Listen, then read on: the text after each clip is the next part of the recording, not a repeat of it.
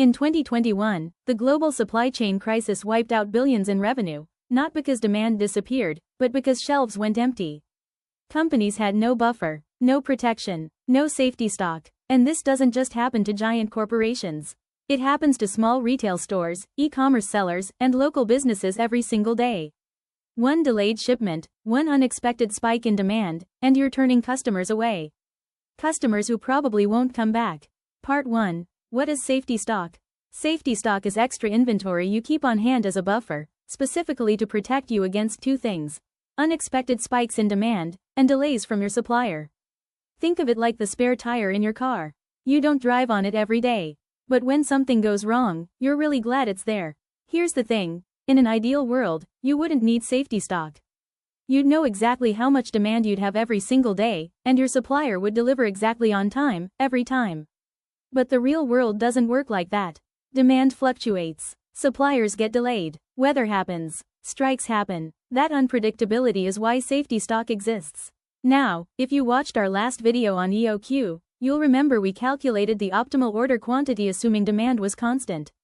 Safety stock is what you add on top of that to handle the times when demand isn't constant.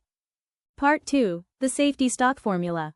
There are a few different ways to calculate safety stock, from very simple to more advanced. We'll cover the most practical one, the one used by most small and mid-size businesses. Safety stock formula. Safety stock equals Z times sigma D times square root L. Z equals service level factor, how often you want to avoid a stockout. Sigma D equals standard deviation of demand, how much demand varies day to day. L equals lead time in days, how long your supplier takes to deliver. Let's break down each variable. Z is your service level factor. This represents how confident you want to be that you'll never run out. If you want a 95% service level, meaning you'll have stock available 95% of the time, Z is 1.65. For 99%, Z is 2.33. Most businesses target 95% as a starting point. Sigma D, or standard deviation of demand, measures how much your daily sales vary. If you sell pretty consistently, this number is low. If your sales spike on weekends and crash on weekdays, this number is higher. And L is your lead time, how many days it takes your supplier to deliver after you place an order. Part 3. Real example. Let's use a real example. Say you run a sporting goods store and you sell running shoes. On average you sell about 50 pairs a day. But your daily sales vary, some days you sell 30, some days 80. Your standard deviation of demand is 15 pairs per day. Your supplier takes 9 days to deliver after you place an order. And you want a 95% service level, so Z is 1.65. Step-by-step calculation.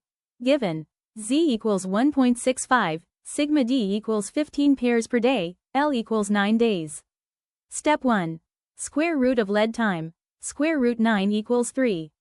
Step 2. Multiply. 1.65 times 15 times 3 equals 74.25.